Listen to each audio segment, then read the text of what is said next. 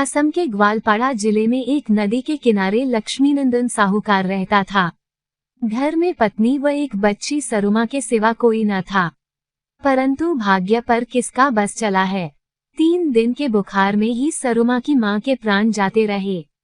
लक्ष्मीनंदन ने सरुमा को बहुत समझाया, परंतु बच्ची दिन रात मां के लिए रोती रहती। लक्ष्मीनंदन के चाचा ने उपाय सुझाया, क्यों न तुम दूसरा ब्याह कर लो, बच्ची को मां भी मिल जाएगी, तुम्हारा घर भी संवर जाएगा। साहूकार ने सोच विचार कर दूसरे विवाह का फैसला कर लिया। सरुमा की सौतेली माता का स्वभाव अच्छा न था। साहूकार को राजा के काम से कुछ महीने के लिए बाहर जाना पड़ा।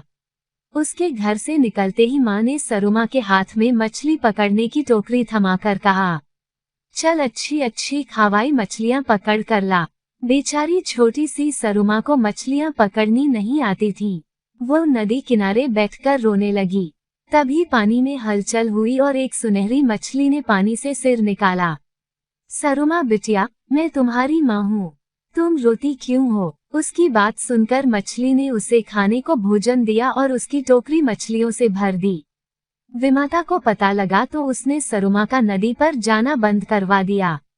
एक दिन चिलचिलाती धूप में उससे बोली, चलो सारे बाग को पानी दो। भूखी प्यासी सरुमा पेड़ के नीचे बैठी रो रही थी। उसकी मरी हुई माँ एक तोते के रूप में आई। उसने सरुमा को मीठे मीठे फल खाने को दिए और रोज आने को कहा। विमाता तो सरुमा को भोजन देती नहीं थी। सरुमा रोज पेड़ के नीचे बैठ जाती और तोता उसे मीठे मीठे फल खिलाता। सौतेली माँ ने यह बात सुनी तो वह पेड़ ही कटवा दिया। सरुमा का बाग में जाना भी बंद हो गया। फिर उसकी माँ एक गाय के रूप में आने लगी। सौतेली माँ ने देखा कि सरुमा तो दिन रात मोटी हो रही है।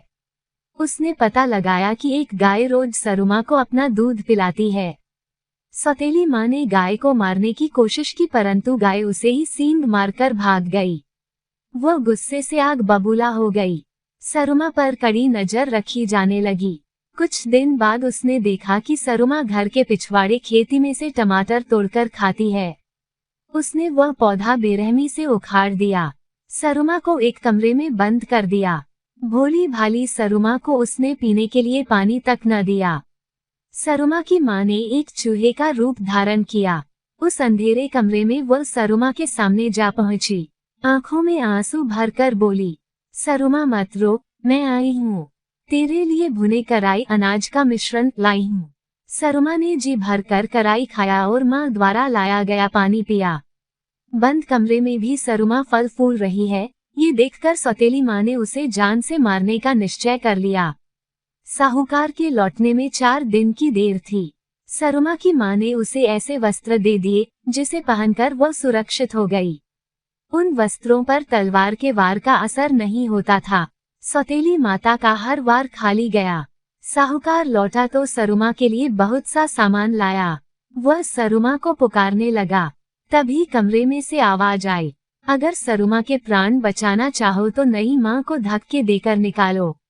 लक्ष्मीनंदन ने सरुमा से सारी पिछली बातें सुनी तो उसे पत्नी पर बड़ा गुस्सा आया। ज्यों ही वह बाजार से लौटी तो लक्ष्मीनंदन ने उसे घर में घुसने नहीं दिया। वह रोती कलपती अपनी माँ के घर लौट गई। सरुमा अपने पिता के साथ सुख से रहने लगी। उस दिन के बाद माँ की आत्मा फिर नहीं आई।